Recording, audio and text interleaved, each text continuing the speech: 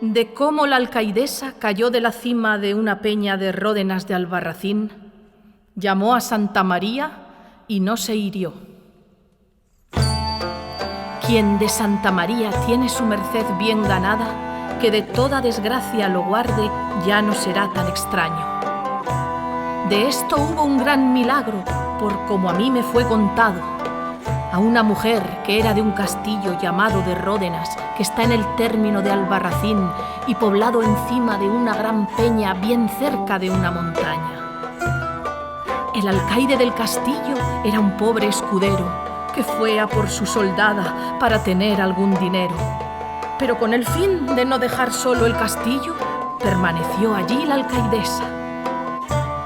Cada día iba a por agua muy lejos, a una fuente que nacía en un valle a pie de ese monte yendo por un sendero.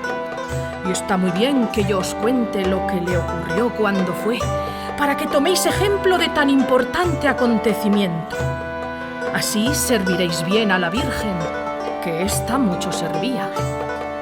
Y cuando desde lo alto de la peña quiso bajar a por agua a la fuente, tal viento la golpeó que la despeñó desde la cima, invocando a la Virgen sin saña, pidiendo que le valiese. Y tan pronto fue su oración oída, que aunque cayó desde muy alto, no fue muerta ni fue herida, mas se levantó dando alabanzas a la Virgen muy cumplida de bien. Y este milagro supieron por toda España. Quien de Santa María tiene su merced bien ganada, que de toda desgracia lo guarde, ya no será tan extraño.